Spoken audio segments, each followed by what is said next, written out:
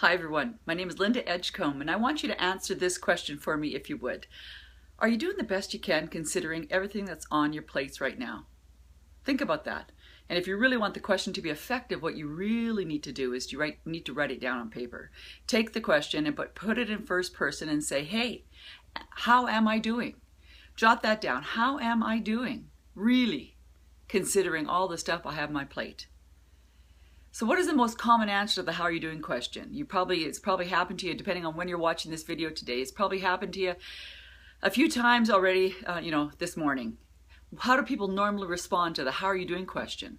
Well, the number one response is fine. Fine, fine, fine, fine. The reason we say fine is because fine it ends the conversation there, quite frankly. The person who's asking it doesn't really want to go there with you. And quite frankly, you don't want to go there with them. But it's a polite thing to do, and there's nothing wrong with manners, so we just say fine.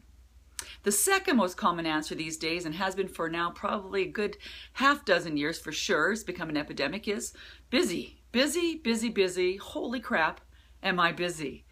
And I became really, really curious as to why we, when I say we, I mean we, our generation, we culturally have become this busy. It is the water cooler badge of honor that we look for in people. I mean, if you're not busy, you must be doing something wrong. You must be cheating.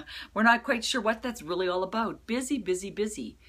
So I became curious to why in one generation we culturally are slammed, are up to our butts in alligators. We are run off our feet. We're so far behind, we're ahead. We know the responses that people say, to say how much we've got on our plates, and it's become the most revered,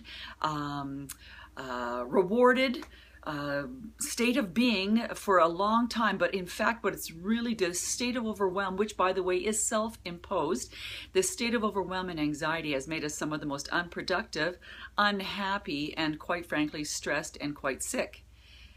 So I became curious because, like you, I am a business person. I'm a business person. I run my own business. I'm on the road speaking, training, and writing 6 to 8 to sometimes 10 days a month. I'm a mother of 2, I'm a wife of 1, we have 2 dogs, 1 cat, and a fish that just simply refuses to die. My husband runs a very busy construction company here in the Okanagan, and he is like one of those really, really pressed guys. He's really, really pushed to the walls. He's passionate, but very, very, very busy in his career. And we together as a couple also are extremely involved in our charity where we rescue girls in developing countries out of child bonded labor and put them in school. So we are the poster family of this crazy thing. And about 2 years ago, I kind of unraveled. I tapped out. I said, you know what? I can't do it. I cannot do this anymore. I cannot get on stage and encourage people to get the best life they can possibly get when I'm living a life that is just crazy. It's run off my feet. So I got curious about myself. I said, you know what? I need to make a change, but I want to find out why.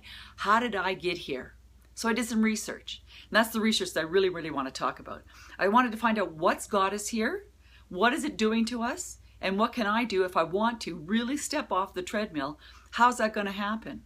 The number one answer to the why are we so busy question is because when we're busy, why we keep on adding things to our plates is that when we're busy, boy, we get good feedback. I mean, just think of all the stuff you get told to you. Wow, look at all the stuff you got going on because you got a full-time job but a small business on the side, right?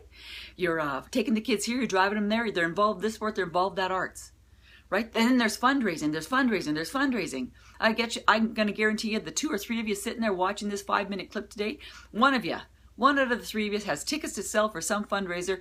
Buy tickets off this person, everybody, because it's a lot of work, right? When we were kids, think about this. So in one generation,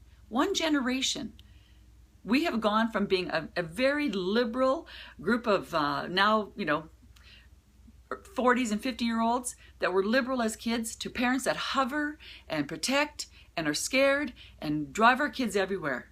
I mean, when you were a kid and you wanted to get somewhere, how did you get there? Well, you walked, you biked, or you bus, depending on where you grew up. I mean, seriously, my dad did not even know where my schools were. Was never at them. I'm not saying that's good. That's just the way he is. So here we are, looking at how did we get here? How can I change this? Do I want to change it? So if you want to take the ride with me, I look so forward to being part of your TEDx event coming up in November. I'll cross my fingers and hope to see you there.